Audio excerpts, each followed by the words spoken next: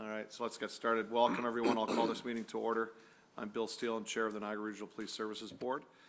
This time, I'd like to do our land acknowledgement statement. We begin the meeting this morning by acknowledging that the Niagara region is situated on treaty land. This land is steeped in the rich history of the First Nations, such as the Haudenosaunee, Haudenosaunee, and Anishinaabe peoples, including the Mississaugas of the Credit First Nation. There are many First Nations, Métis, and Inuit people from across Turtle Island that live and work in Niagara today. The Regional Municipality of Niagara Police Services Board stands with all Indigenous people, past and present, in promoting the wise stewardship of the lands on which we live. I'll get into our roll call, and Vice Chair Eek is absent today. Member D'Angela? Present. Member Gale? Present. Member Gibson? Present. Member Lawson? Present. Member McKendrick? Present. Under the public agenda, are there any declarations of conflict of interest? Seeing none.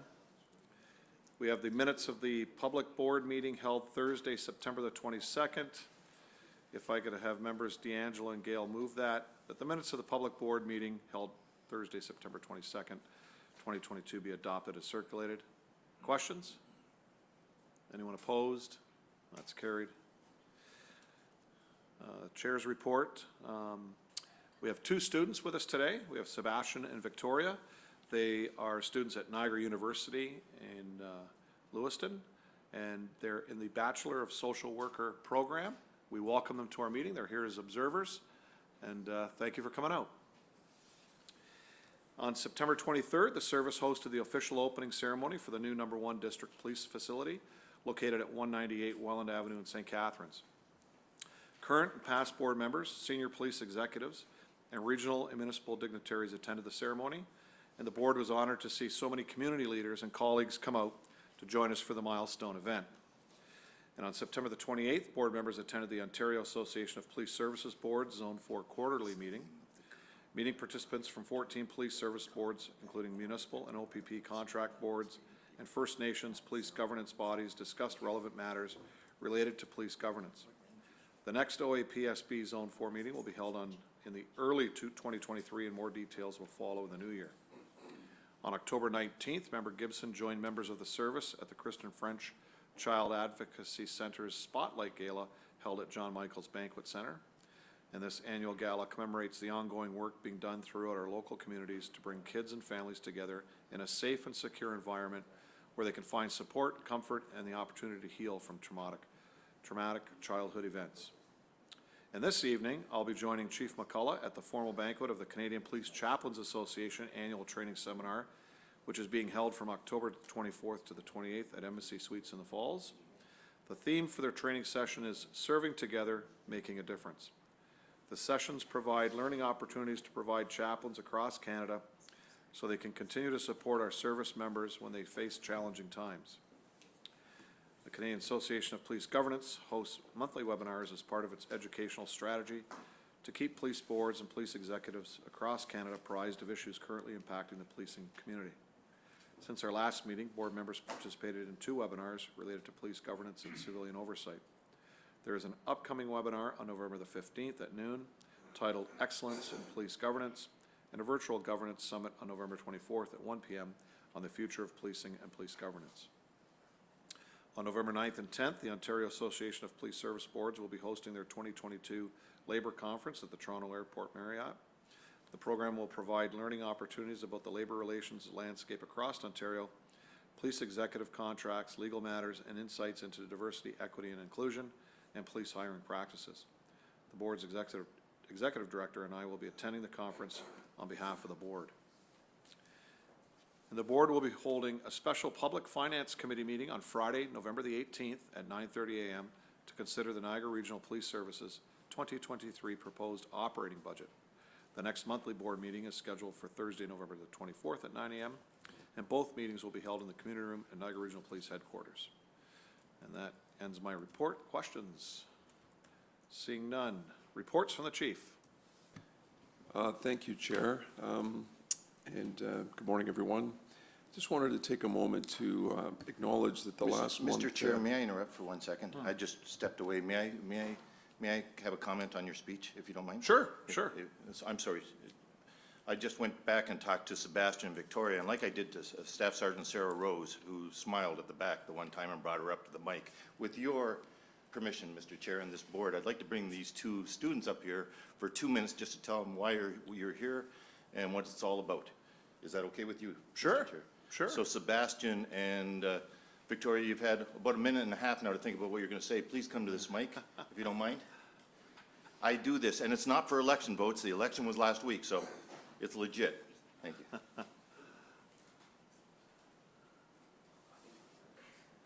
Please just say why you're here, where you're from, whatever. Good morning, and thank you for allowing us to sit in and observe the proceeds that are taking place today. As Niagara University students going for our social work degree, this is going to be valuable for how maybe board meetings will proceed in the future. It'll give us valuable skills to learn and a knowledge base to go from. Yeah, so we actually have a assignment due. It's we were supposed to attend a social justice meeting and kind of sit back and observe everything that happens. And just being part of the community is a big role that social workers play. So thank you for having us here today. Good, thanks, guys. Bob? Where are you from? I'm from Stony Creek. I'm in Niagara Falls. Niagara Falls. There you go. Thank you. Thank you, Mr. Chair. Thank you. Chief, go ahead. Thank you very much. I just wanted to start this morning and take a moment to acknowledge that the last month has been a really extremely difficult and challenging time for police officers in Ontario and across Canada. Sadly, in the last 4 weeks, Toronto Police Constable Andrew Hong was murdered while simply getting a coffee at Tim Hortons in Brampton. York Regional Police Constable Travis Gillespie was struck and killed by an impaired driver while he was on his way into work. South Simcoe Police Constables David Northrup and Morgan Russell were both murdered when they responded to a family domestic call. And then just recently, RCMP Constable Shaylin Yang was murdered when she responded to a call for assistance at a homeless encampment in Burnaby, British Columbia.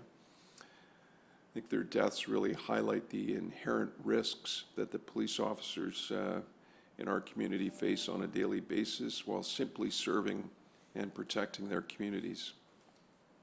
In Niagara and across the country, we've seen an alarming increase in violent crime, an increased prevalence of firearms and weapons that not only jeopardize the safety of our officers, but also the safety of our community. Suffice to say, this is an extremely demanding time to be a police officer in Ontario and in Niagara. Despite these challenges, our officers continue to perform outstanding work each and every day, and I could not be prouder of their dedication and sacrifices that they make to serve our community. I just wanted to clearly outline out that for our members and for the community to hear as well. And I know, I think our officers would really appreciate hearing from the community members. It's often the silent majority that they talk about appreciating the efforts of the officers, and I'm sure the officers would truly appreciate hearing that. Just an update with regards to Project Gateway. In the fall of 2021, investigators from our service, Peel Regional Police and the Hamilton Niagara Detachment of the Royal Canadian Mounted Police commenced a joint investigation dubbed Project Gateway. Project Gateway was supported through funding that was provided by the Ontario government, the Criminal Intelligence Service of Ontario. The investigation identified the alleged criminal organization was involved in a number of criminal enterprises. On September 14th, 2022, the active joint services project came to a conclusion with the execution of 12 search warrants executed with the assistance of approximately 175 police officers from police agencies across southern Ontario and 10 Canada Border Service Agency officers. The project culminated in the arrest of several individuals along with the seizure of a large quantity of cocaine and cannabis with over 120 charges that have been laid thus far. I'd certainly like to thank all of the members that were involved in this investigation, as well as those from our partner agencies for their tireless efforts throughout the duration of this lengthy investigation that undoubtedly will make our streets safer. We will continue this concerted effort, working alongside of our law enforcement partners to disrupt and dismantle organized crime groups while combating the negative effects that opioids and illicit drugs are having on the safety and well-being of our communities. I'll just talk a little bit about our homicide statistics year to date. In the reporting period, which was from September 17th until October 25th, unfortunately we had 2 homicides, which I'll provide some additional information on. So year to date, we are sitting at 8 homicides. Previously in 2021, we had 6. 2020, we had 5. And in 2019, we also had 7. And in 2018, we had 2 homicides. With regards to the first homicide I wanted to talk about, on Friday, September 30th, 2022, 5 district officers responded to a residence on Forsyth Street in Fort Erie for a report of a missing person. A 74-year-old male was last seen in the area of Forsyth Street and Archange Street on September 28th at 7 a.m. Both the missing male's family and the NRPS expressed concerns for the male's welfare at that time. On Wednesday, October the 5th, at approximately 2 p.m., our officers responded to the area of 32 Idlewild Street in Fort Erie for a report of found human remains. The remains were later positively identified as those of the missing 74-year-old male, and the ongoing investigation became classified as a homicide. On Wednesday, October 12th, 2022, at approximately 4 p.m., homicide detectives, assisted by 5 district detectives, arrested a 36-year-old male of no fixed address in relation to this incident. The accused is charged with the following offenses: second-degree murder and indignity to a human body. The accused is currently being held in custody pending a bail hearing. Detectives believe that the victim and accused in this matter were known to each other and that this was not a random incident. Again, the NRPS would like to thank members of the public for their support and assistance in helping solve this crime. And then the second one, on July 22nd of this year at approximately 7 p.m., 1 district officers were called to a business in the area of Welland Avenue and Geneva Street in St. Catharines regarding a male who was unresponsive and who appeared to be experiencing an overdose. The 26-year-old male never regained consciousness and was pronounced deceased in the hospital on July 30th. Members of our opioid enforcement and education unit, 1 district detective office and homicide unit began an investigation into the circumstances surrounding the male's death, and in consultation with the coroner, it was determined that the death was directly attributed to the consumption of fentanyl.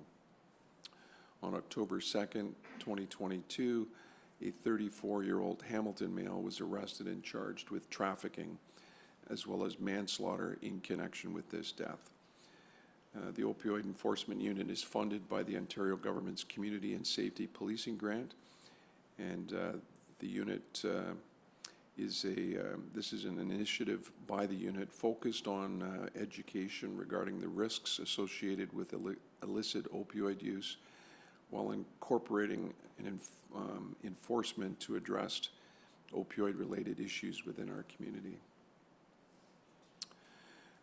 Just with regards to our traffic fatalities, during the month of September, there were a total of 3 fatal motor vehicle collisions. Year to date, so far we're sitting at 13 traffic fatalities.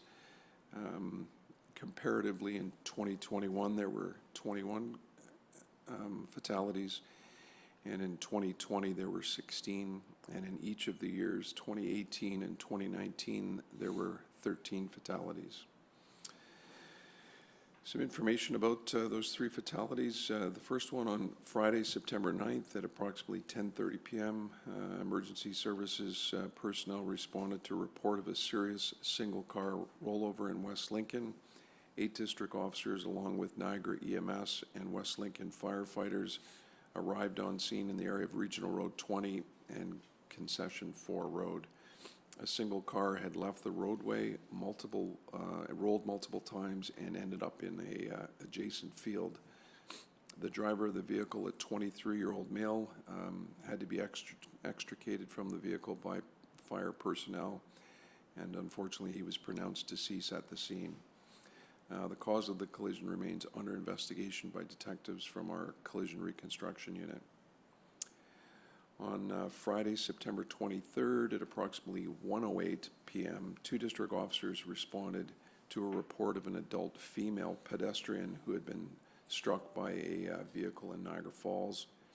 Officers arrived on scene at McLeod Road and Pin Oak Drive and located a 22-year-old female with critical injuries. Niagara EMS paramedics and Niagara Falls firefighters treated the female. However, despite the resuscitative efforts, she died at the scene. 75-year-old male driver of the involved white Jeep motor vehicle was transported to a local hospital for assessment and was subsequently released. The cause of this collision remains under investigation by detectives from the Collision Reconstruction Unit. And on Saturday, September the 24th, at 11:20 a.m., 2 district officers responded with the Niagara Parks Police Service, the Niagara Falls Fire Department, and Niagara EMS for a serious motor vehicle collision on the Niagara Parkway between Victoria Avenue and Whirlpool Road in Niagara Falls. Upon arrival, officers determined that an adult male was cycling north on Niagara Parkway, approximately 20 meters north of Victoria Avenue. The cyclist lost control of his bicycle and fell onto the roadway where he was unfortunately struck by a motor vehicle that was also traveling north on Niagara Parkway. As a result of the collision, the cyclist was unfortunately pronounced deceased at the scene. The identity of the deceased has not been released by the police. The driver of the motor vehicle was uninjured, and that incident remains under investigation by detectives with our Collision Reconstruction Unit. A couple of items in the news. On September 21st at around 12 p.m., 8 district officers were called to a group of youths who were fighting in the area of Willow Way and Hemlock Way in Grimsby. When officers arrived on scene, there were over 50 youths, with more having scattered on arrival. Within 24 hours, officers were alerted to a video of the incident that was circulating on various social media platforms. The video depicted a male 13-year-old victim being punched and kicked repeatedly by at least 7 persons. Fortunately, the victim suffered just minor injuries. 8 District Detective Office was assigned the investigation, and detectives have identified and arrested 4 suspects, 3 of which were under the age of 18 in relation to this incident. In October of 2022, two district street crime detectives, with the assistance of the 3 district street crime detectives, commenced an investigation into the distribution of illegal drugs throughout the city of Niagara Falls. And on October 20th, detectives executed a search warrant at a residence in Niagara Falls. As a result of that search, detectives seized over $40,000 in suspected fentanyl and cocaine, along with a shotgun, a handgun, and a quantity of ammunition. 3 adults ranging from 18 to 19 years of age were arrested and are facing numerous drug and weapon-related charges. And that concludes my report, Mr. Chair. Thank you. Thank you, Chief. Questions to the Chief's report? Member Gale? Thank you, Chair, and through you to the Chief. I have two questions, if you don't mind, or comments, but both I'll title as community. The first one, and both are pretty sad. The first one, you know, Chief, I received a call. I'm going to walk a fine line. I'm not going to give out anything confidential, but I received a call last month when this lady was killed on Pin Oak Drive from relatives. I can't think of anything worse than this lady, this girl was killed. She was a student, I believe, here, and her parents were in India and called for assistance to find out what happened, and through an intermediary in Toronto. I want to thank you, Chief, for walking a line of what you can give out, what you can't, but having the compassion for that family, because I received a lot of calls from them. And boy, I broke down. I'm sorry. I broke down when I got this from this family, but regardless, I just want to, oh God. Thank you, Member Gale. Just a tragic situation. Unfortunately, the 22-year-old girl was a Niagara College student who was an international student and here alone. And so we were able to work with the family back in India and provide some closure to the family and get the information that was needed. So thank you for acting as an intermediary for us. Thank you, and I'm sorry I lost it there. But the next one is asking for your advice on how tragic it is we all lost these officers. I was a police officer 42 years ago. I can't relate to what the officers do today, but more than the general public, I probably can. Kevin was an officer 5 or 10 years ago. You retired? 7 years ago he retired, and he can relate a lot more than me. But it's changed too much with internet and things like this. So I'm asking you, especially the one at Tim Hortons, hit home on how dangerous it can be in a moment. So I'm asking you for advice from your senior team or any member out there. We know how dangerous it is, but if there's anything us as a board should do, I don't want somebody out there driving a cruiser right now saying the board's not doing a damn thing to support us on this stuff, whereas we do. We just don't know what to do. Do we write the government? Do we complain about the laws? Do we move on as this is just something that happened that won't happen again? I know that's not the case.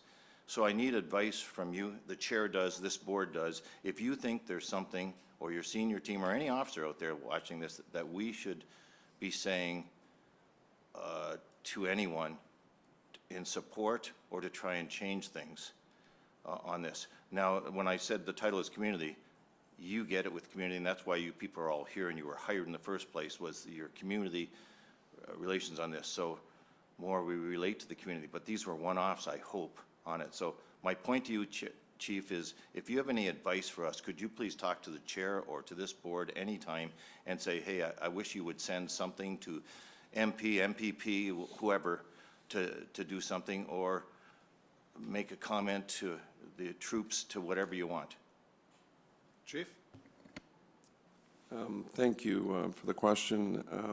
You know, as I mentioned, it's been a really trying and challenging time for police officers throughout the country and certainly here in Niagara.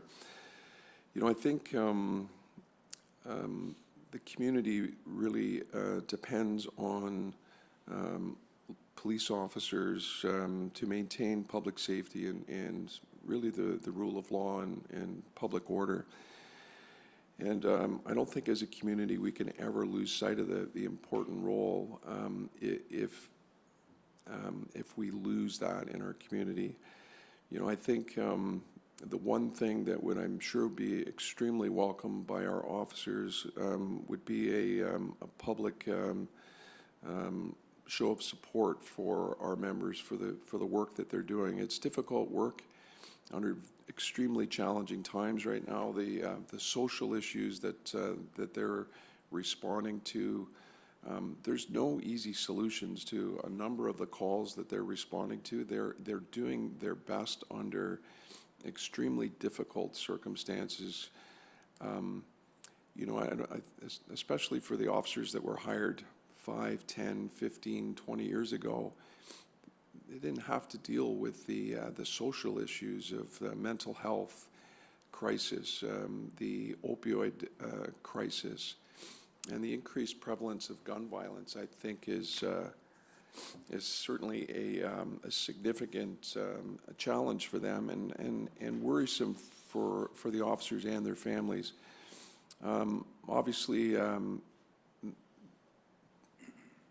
maximizing penalties for individuals who are convicted of offenses involving firearms, I think, is really key to reducing gun violence and creating a deterrent for individuals not to be involved in gun violence. And you know, we've seen an increased incidence of shootings that have happened here in the Niagara region and really all across Ontario for that matter.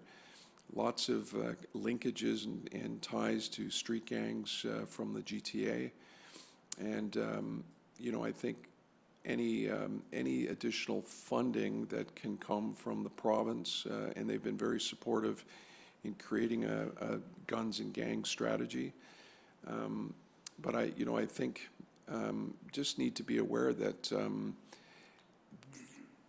there needs to be considerable collaboration between community partners and emergency services to address these investigations. They're solvable when these shootings happened, but they're very time-consuming and laborious. So I would, any additional funding in that regards would certainly be welcome. So thank you for that, through you, Chair, to the Chief. Certainly, I didn't expect a lengthy answer from you. Now I wanted you to think about it a bit, but a show of support from all of us is always good on this funding, if it comes from a letter from us to the province or whatever. But I'd appreciate it, and you know this better than I do, about telling people not to let their guard down. But when you walk into Tim Hortons, your guard is down. You think that this is a safe haven, but regards to that, I just wanted to put that out there. If there's anything we should be doing after this meeting, please talk to the chair or any of us, and we'll bring it up and try and assist. Thank you. Great, thanks. Thank Member you. Lawson. Thank you. To further kind of go on what Member Gale had just talked about, taking a multi-prong approach, I would like to hear something that's even further beyond just going to the province, but if there's things as a board that we can do to support the, maybe it's the mental health of the actual officers, if there's additional support that's needed, that's something I think is important, because it's one thing to have the, the province changing laws and everything else, but we also have to make sure that we're taking care of our members. So if there's things that we can do in addition to that to help with our members' mental health from all of the things that they're seeing, increases in the homicides, increases in bad car accidents, things like that, that all obviously takes a mental toll on people. So I want to make sure that we're taking that multi-prong approach and make sure that the funding's there to support the people who are supposed to be taking care of us as well. Thank you for that support. You'll see a request coming forward in our 2023 operating budget for some additional resources to our member support unit, which speaks to that very issue. So thank you for that. Thank you. Further questions? Member McKendrick? Not a question, just building, and I appreciate the questions from Member Gale and Member Lawson. Obviously, it's a difficult time for police. At the same time that their safety isn't assured, they're still showing up to make sure that safety is provided for the rest of us. And my heart hurts for all impacted. And our social work students will probably be familiar with negativity bias. So I wanted to jump further and encourage our community to try and change that story and change the balance. We have a negativity bias towards criticism, lack of, and we do have an opportunity as a community to start putting more focus on the success and the effort and the energy and the real dedication that we're seeing from our service and our officers at the same time that they are more vulnerable and more at risk than they have ever been. So just wanting to call to action for our community, that as a board, we may be able to do something better, but there's also a role for community to switch that narrative, challenge the negativity bias, and let's bring some more focus and attention to the successes and the effort that's out there to show support for those who are providing our safety. So thank you. Thank you so much for those comments. I think Deputy Forty wanted to just add a comment as well. Thanks, Chief, and thanks for your question, Member Gill. I have the benefit of having a few minutes to reflect on what the Chief commented, and if I could, I'd like to just kind of try to concisely say that the people that you see sitting here, we have the benefit of hearing from elected officials and community members how positively they feel about the service provided by the men and women that are responding to calls at 2 o'clock in the morning. Those police officers that are out there driving around in a car at 2 in the morning don't have the benefit of hearing that positive feedback, and they often, as Member McKendrick referenced, they only hear the negativity. So what I think the board could do, and by extension, elected officials at the local, regional, provincial, and federal level could do, is to support our first responders. And by that, what I mean is recognizing, as Member Lawson said, it's harder now for police officers than it's ever been, than when we were on the road or when you were on the road, Member Gale or Member Gibson. It's harder. The guidelines to, or the court boundaries to get admissible evidence is more complicated. We have more mental health issues. We have more issues related to drug use and abuse. That is all falling to our first responders, things that we didn't have to deal with. The complexities are much more significant. And I'm reminded of a quote by a famous politician, Theodore Roosevelt, who talked about the credit in life going to the man who, or the woman who's actually in the arena, not the critic who has never had the experience of success or defeat. So I think that's really what we need to do. We need to recognize our first responders, to acknowledge the work they're doing is significant, important, and very difficult, and to further reinforce that. Like the Chief said, when our budget submission comes in, and I know we weren't prepared for this question, Member Gale, we'll give it more thought, but we absolutely need to support them and to support their wellness, and that's, I know the Chief is committed to that time and time again, and every other person you see here has, but we're not the people on the front line, and they really need our support, more now than ever. It's more complicated and more difficult, so thanks for your question, and thanks for the opportunity to I said all the same things the Chief said, I just thought it was important to say it twice. Thank you. Thanks, Deputy. Further questions to the Chief? Mr. Chair, this is a different topic, but I just want to bring this up and make a few comments. It wasn't spoken to in the Chief's comments, but it was regarding an incident that happened in Thorold on October 14th, where a suspect is in custody over overnight stabbing. I do want to give credit to the service for the quick response. There was a stabbing in Thorold, and then there was the person who did the stabbing was loose throughout the neighborhood. But the officers apprehended that individual in a relatively short time. That goes to the public safety in the neighborhood. They're quite appreciative of that. In Thorold, I always hear a lot of comments that there's a lack of police presence in Thorold, but boy, that night when there was an incident, there was police presence. They were there immediately, and they responded very actively to diffuse the situation that was happening. So I do want to make that comment. It goes sort of back to what Tara said regarding the public. Sometimes this is something that happened later in the evening, and there was another incident also in Thorold that happened like at 11 o'clock at night.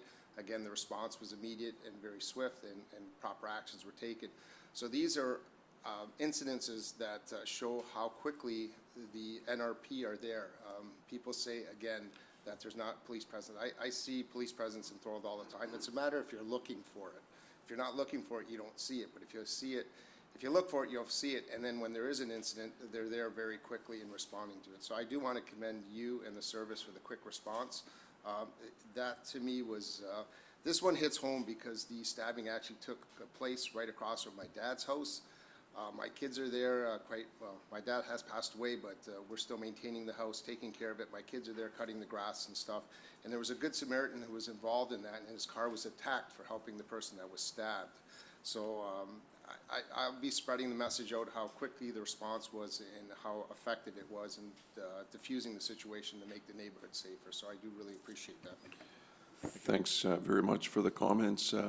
Having read a briefing note on that particular incident, I can tell you it was a very dynamic situation that our officers responded to, and they did an outstanding effort. So I'll make sure that your comments are passed along. Thank you. Thank you, Chief. Any further questions? Okay, again, thank you, Chief. There are no presentations this morning.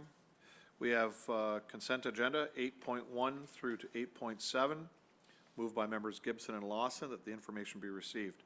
Does anyone want to bring forward any of these items? Anyone opposed? That's carried.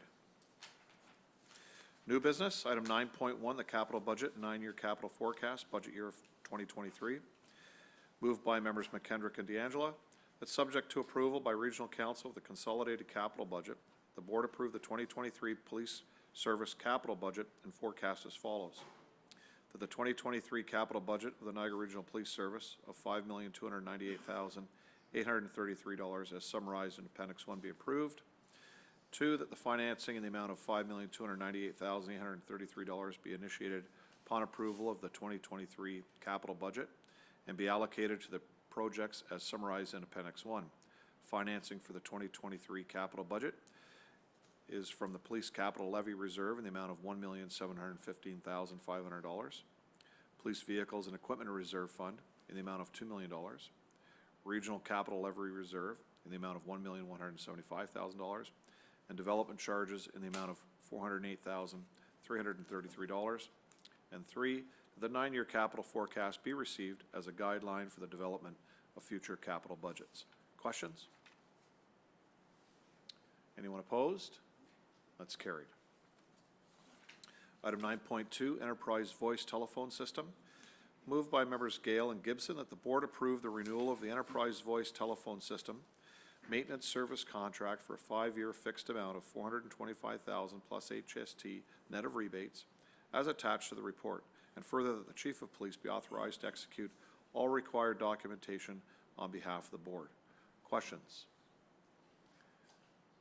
Seeing none, anyone opposed? That's carried. Chair, just, Sir. were we gonna have a presentation on I see it up on the screen, I was wondering if there's a presentation that we kind of missed there, or, I don't know, I'm just curious. I believe there was a slide deck and some presentation materials that were prepared to outline the Sorry, request in the report. wasn't in my note, but we can do that now. Is that all right? This is a time of year that our finance manager looks forward to, and I has know, I was put a trying to lot let her of, off easy. I saw her standing and then she sat down with the most disappointed look on her face, so. I don't know. It's passed, so take it when you get it. That's fine. Mr. Chair, before she talks, I'm just concerned, are we live? Because I know, Deb, you said that we're having a presentation on that, but usually we see where it is, so when I'm spilling coffee on my tie, I know whether I'm on the screen or not. But right now, the cameras could be on me talking right now, and Certainly. we don't know it. Is that correct? Correct. Good. Thanks.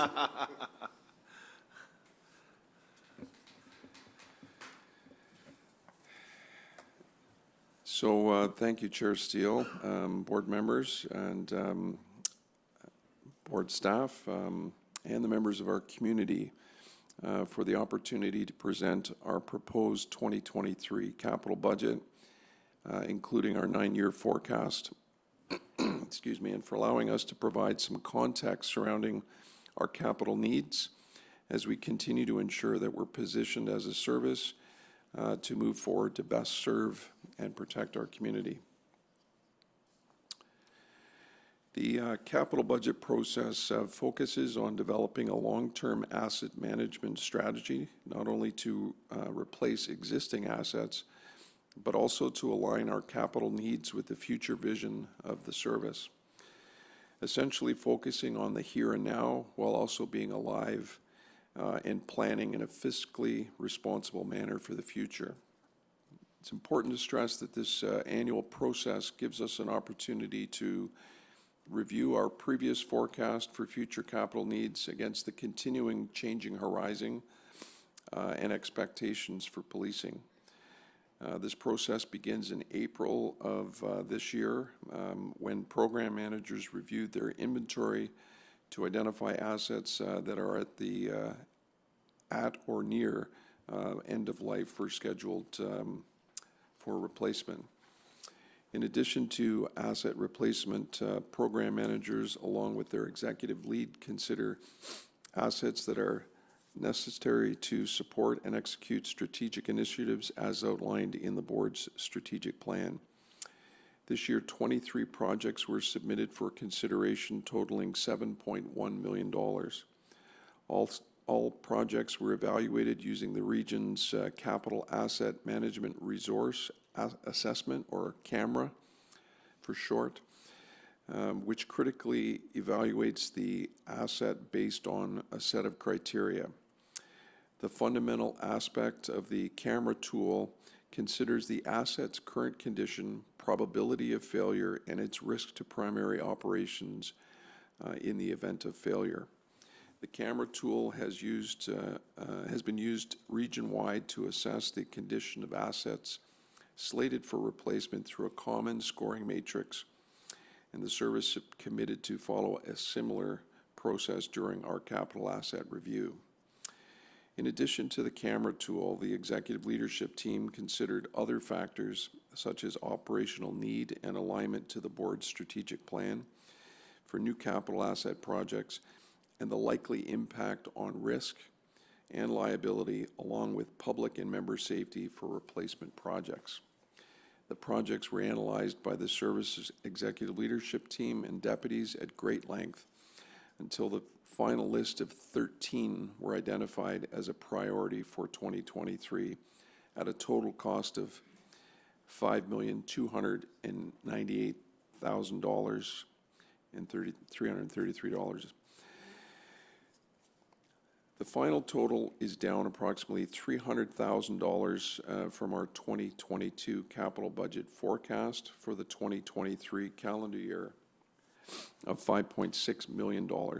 The pie chart on the left of the slide breaks down the total capital projects by asset to replace and new assets related to service improvements.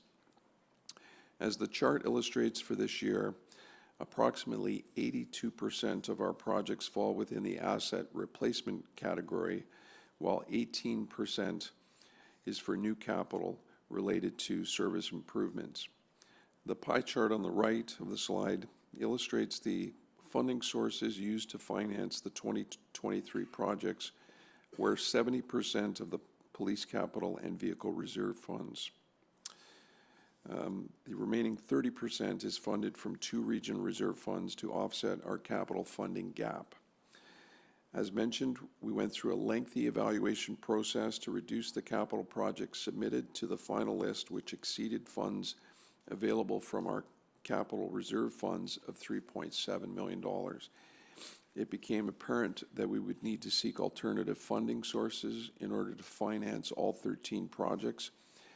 And after consultation with the region, they agreed to provide funds to enable us to bring forward all 13 projects. As previously noted, 82% of this year's capital request represents assets that are in need of replacement. Excuse me. The assets summarized in this chart were identified as assets that had scored highest with respect to risk of asset failure, deemed an essential asset to support operations, or identified as a goal in the board's strategic plan. At the top of the list are the annual replacement costs associated with our 2 largest pools of assets, which are vehicles and IT and network infrastructure. Our vehicles, for the vehicles, the capital request is $2 million funded from our vehicle reserve fund.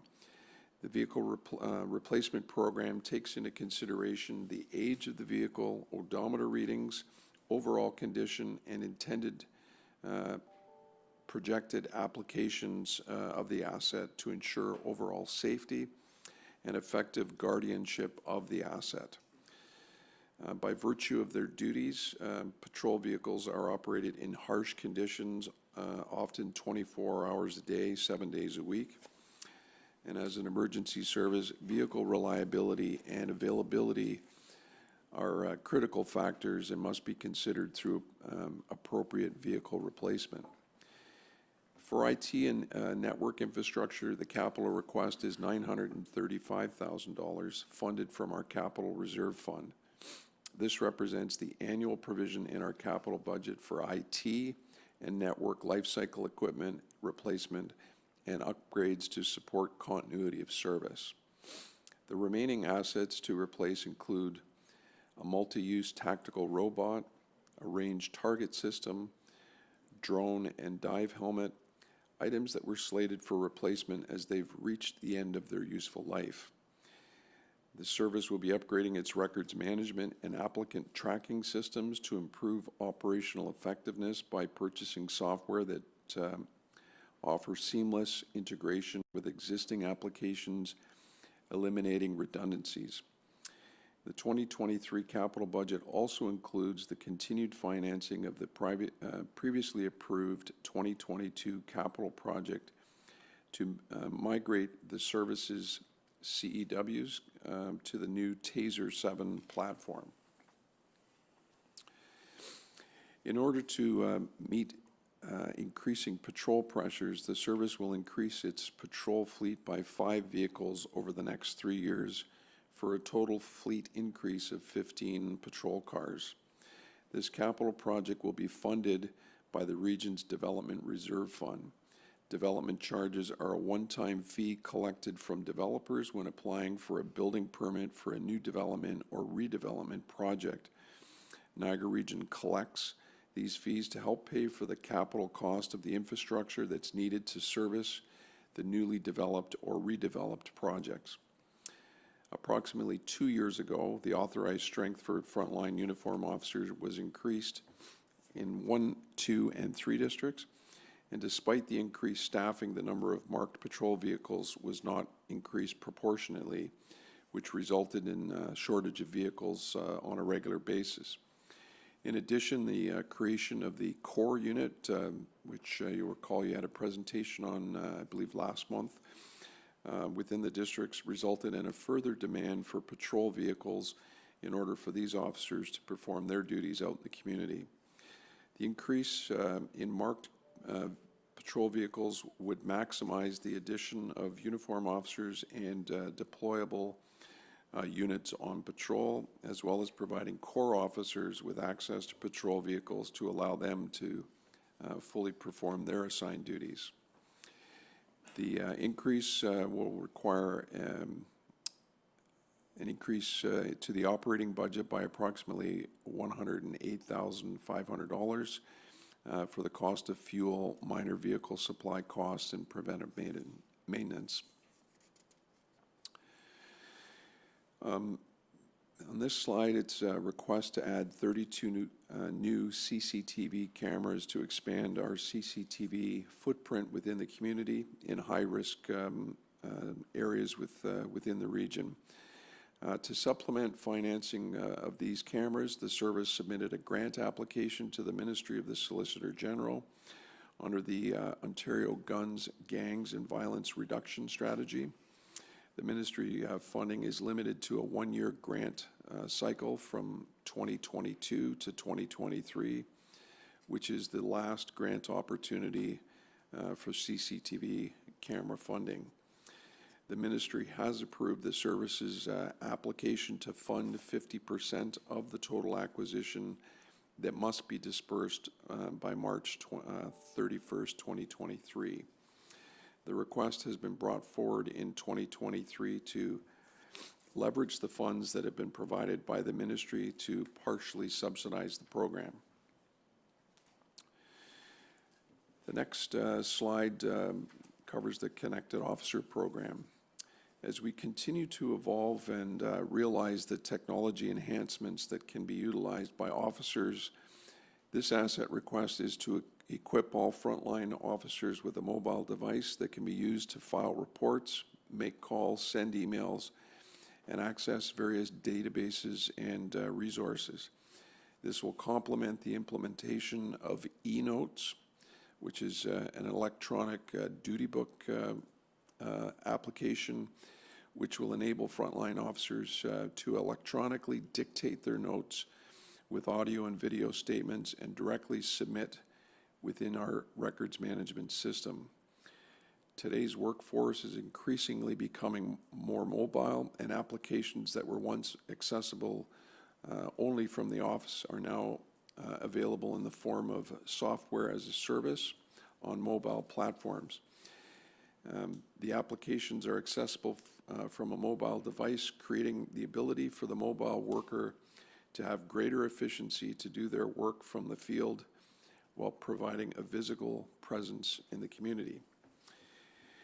In 2022, the NRPS enrolled in the Digital Evidence Management System and is uploading digital evidence to the evidence.com platform. A connected officer proof of concept pilot project was proven and continues to be very successful. This slide summarizes the total 2023 capital projects that were submitted for approval, as well as their funding sources. The police services will contribute $3,715,500 of the funds required for the 2023 capital budget request.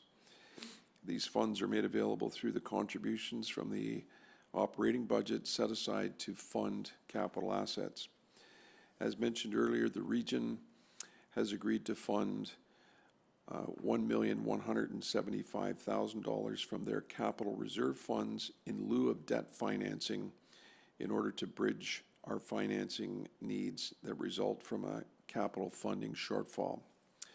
Lastly, the region's development reserve fund of $408,333 will be used to finance capital infrastructure development and will finance the increase for our vehicle patrol pool. It's important to note that included in the board report on Appendix A is a detailed listing of the proposed capital projects for the years 2024 to 2032, including planned facility upgrades. We cannot overstate the importance of forward planning of our capital assets to ensure the continuity of services within a sustainable funding strategy.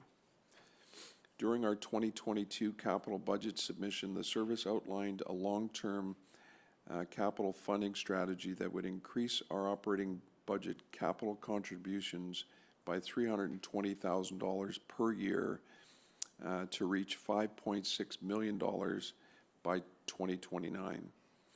The strategy was aligned with the region's capital financing strategy to reduce our dependency on debt funding to finance asset replacement. The 2023 operating budget reflects the new funds to increase our capital contributions by $320,000 as endorsed by region staff. And finally, the 9-year plan also includes funding to support the facility master plan forecasted for 2027. This concludes our overview of the 13 capital projects that are included in the $5.3 million capital budget request for 2023 and a 9-year forecast for future capital investments.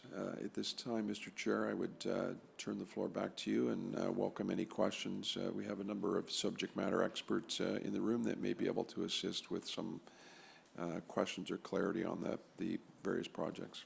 Thanks, Chief. And again, I apologize. I'm reading my prepared notes, but if I looked at my e-scribe, it does say that you do have a presentation. But I think the board did such a great job reading the report earlier. They had no questions, but I'll go back to them to see if they do have questions. Member Gibson. Thank you, Chair, through you. Simple comprehension here on diving helmet. 20,000 on page 16. Is that a single diving helmet, or is that is that for helmets as we move forward, or?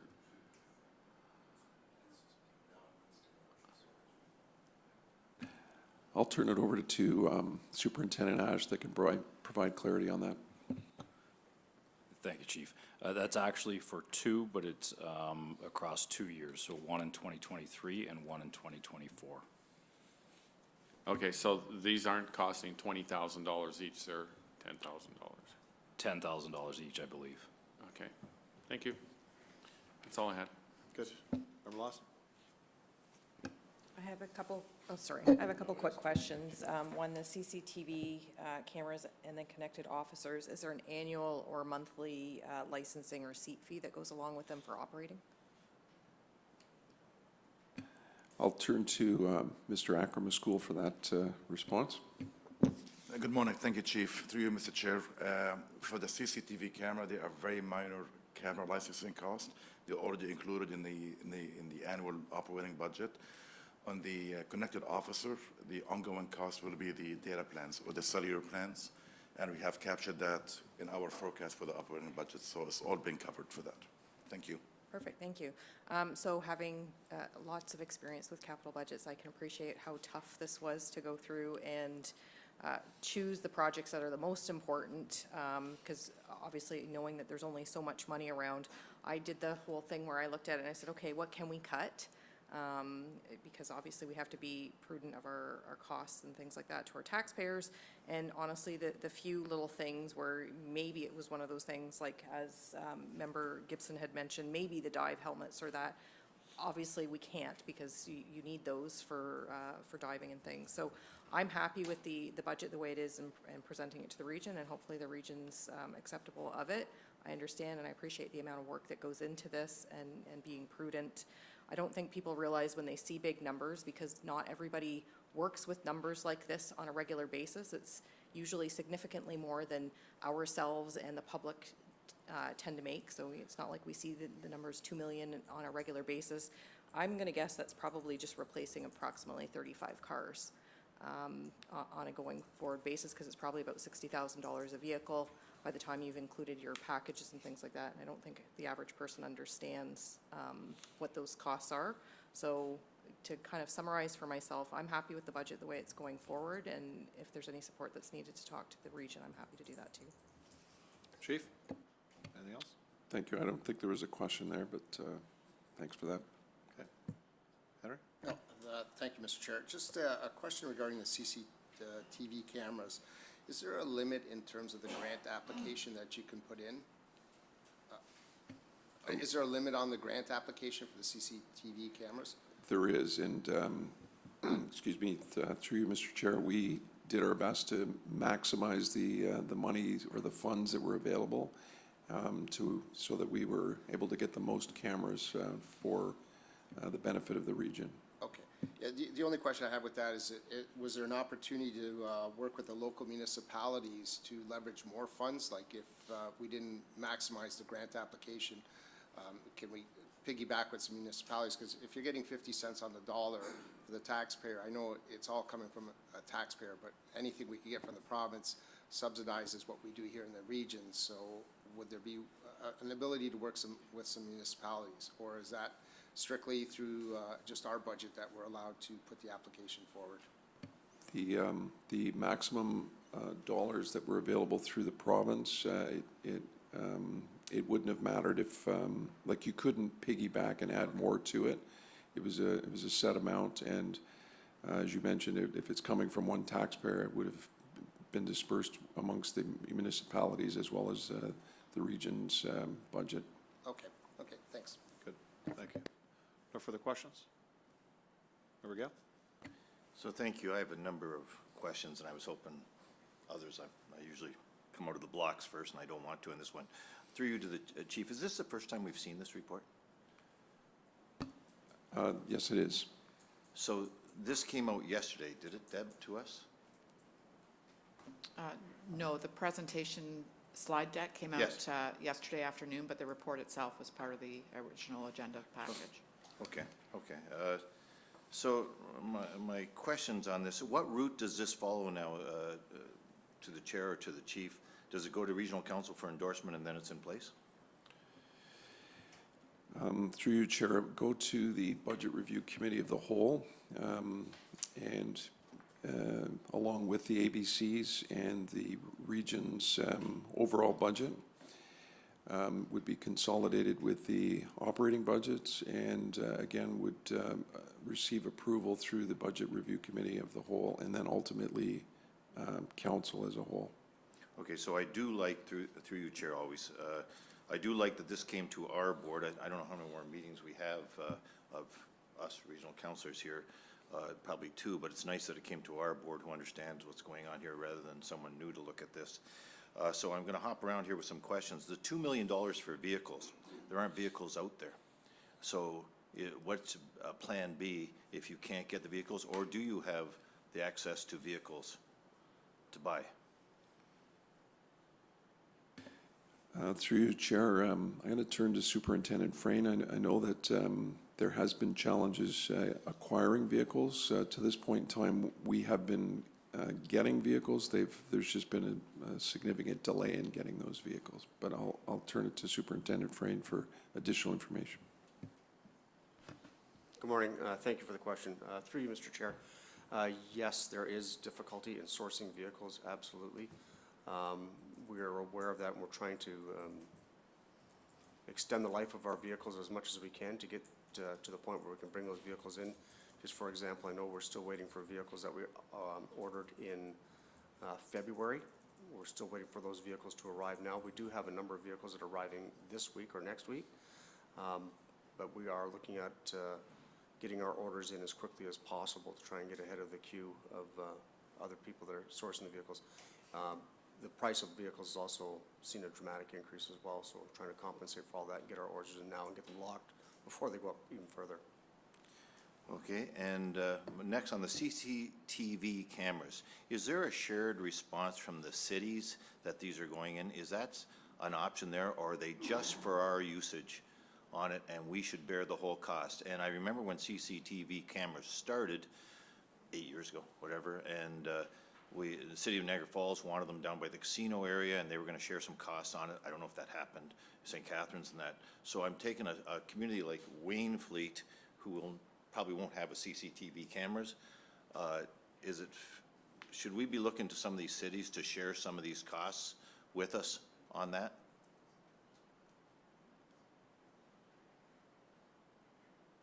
So through you, Mr. Chair, excuse me.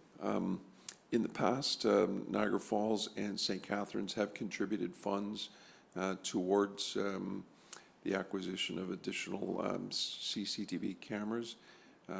We haven't approached the cities on this particular initiative. So these CCTV cameras could be in spots, and I don't want to tell people where they are, but they could be in spots that we could possibly go to the cities and say, hey, if you want them.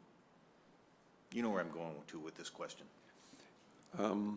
The cities would not have access to the cameras. But they would have the benefit.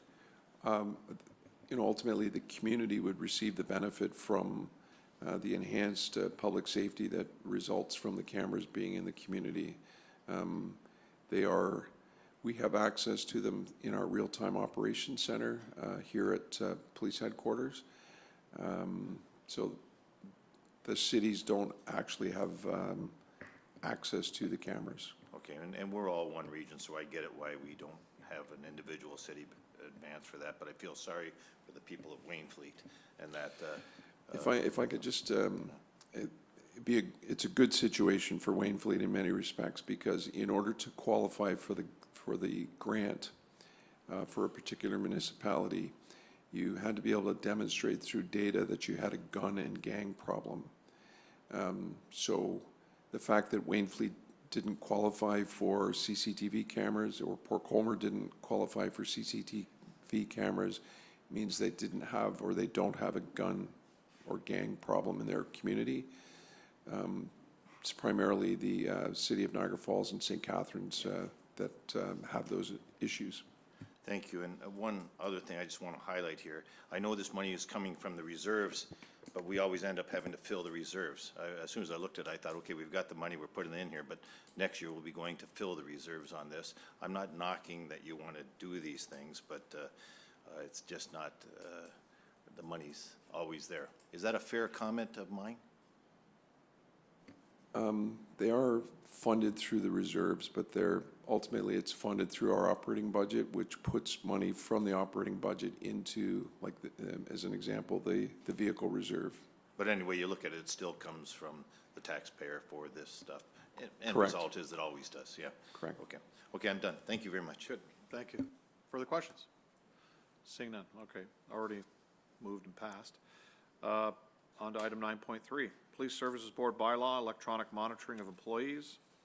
Moved by members Lawson and McKendrick that the board adopt bylaw number 399-2022 as appended to this report and authorize the board chair and executive director to execute the required documentation.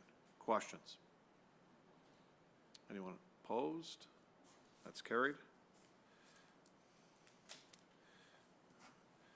Is there any other new business from you, Chief? I have no new business. Members? Member Gale? Sorry, through you to the chief, and I explained to the chief I'd be asking this question on vulnerable sector checks. And I had, in retail business or in any business, you survive by solving your problems. We all have problems, and I thank you, chief, and the people in records for solving it when a lady complained to me that it was taking too long for a vulnerable sector check for her daughter who couldn't get a job. As it was, I compliment the service for looking into this and solving it. But I'd just like a report, like I asked you, Chief, on how long somebody has to wait for a vulnerable, boy, I gotta quit saying it, a check coming up, and other items there. What's the normal now on this, if you can just verbally tell us? I'd appreciate it. Thank you, Mr. Chair. It's not a good news story, I'll tell you that right off the hop. I'll turn it over to Superintendent Frayne. You know, I think we're experiencing staffing challenges the same as many organizations are experiencing post-pandemic. There is a light at the end of the tunnel, and we do have as you talked about, you have to find a solution. We have a solution. We're just waiting on a vendor to fulfill their part of the requirements for that solution, but I'll have Superintendent Frayne provide that. Good morning, thank you. And thank you for the question. Just to give you a little bit of background, we've got sort of three classifications of checks that we do. We have the police criminal record check, the police criminal record and judicial matters check, and then the police vulnerable sector check. So in total right now, I can advise you, and those ones actually break down into different categories too. So you get employment ones, there's volunteer ones, student placement ones, and then foster parent and kinship applications that come through as well. So currently, we are dealing with, in our queue, about 5,031 checks that we're waiting to do. So they do take a considerable amount of time. What we have done, and we've been, we had a bit of a break over the COVID period where we were able to get things back into an acceptable range. But as COVID has been ending, we have seen an increase in those numbers. So October and September and August are typically our highest volume of applications coming in. So that has been impacted as well. We had a number of strategies in place with additional resources that we were using there and trying to get supports for people to do that. But the chief is correct in what he's saying. We have 7 individuals that typically deal with that. We are struggling to maintain that level. So we're farming some of that out to other units which are helping. Our efforts on that resulted basically in the increase of work that we were doing was just kind of matching the increase that we had coming in. So you are correct, or people are correct that we are struggling. We are prioritizing the employment ones and then followed closely by the volunteer ones. So we are over 10 weeks to get some of these done, which we know is not favorable. We do have a number of other strategies that we're going to be trying to put into place to bring these down, which involves some cooperation from other units, and we just had a meeting on this morning, actually, to talk about that. And our hope is, with the volume of submissions coming in decreasing, which typically happens in November and December, and with our other initiatives, that we're going to be able to get that back to levels where it's acceptable, because people, like you say, need to get to work and get their jobs. The other portion that the chief talked about is we do have a vendor which is going to assist us in doing basically a 180-degree turn from how we do checks now, and it will greatly streamline the process for us. So we are very hopeful that by the summer, we are in a much, much better position where we're not seeing these delays in getting things done. And then when the fall hits, we'll be at a level that's acceptable to everybody and gets everybody their checks as they need them almost instantaneously, is what we're hoping for. So thank you for that. It's not a good news story, but I understand why. I mean, you go to any restaurant, the owner's working in the back in the kitchen, nobody can get staff anywhere. My daughter with her company, you can't invent people on this, and you've done a good job solving this. But can we have an update next meeting, if you don't mind? I don't even need a full report, but from yourself again, if you don't mind, how it's going with this. And do you notify the university, the people that demand?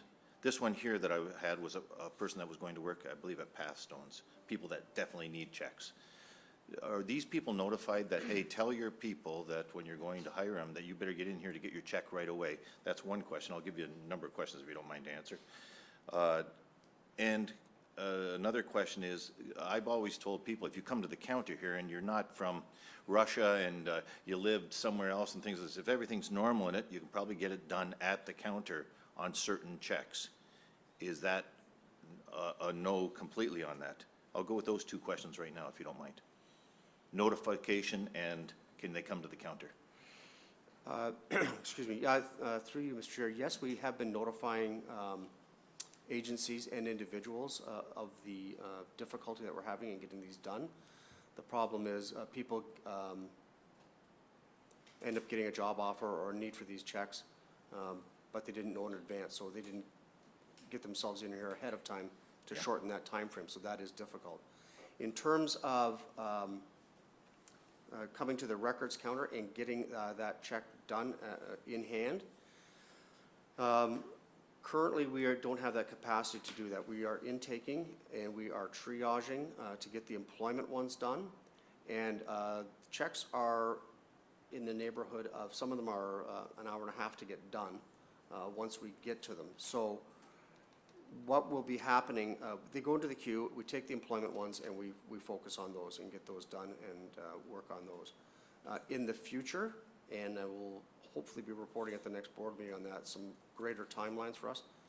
People will come in and drop off their material, and by the time they get home, they will have that clearance in their email box. That's what we're hoping.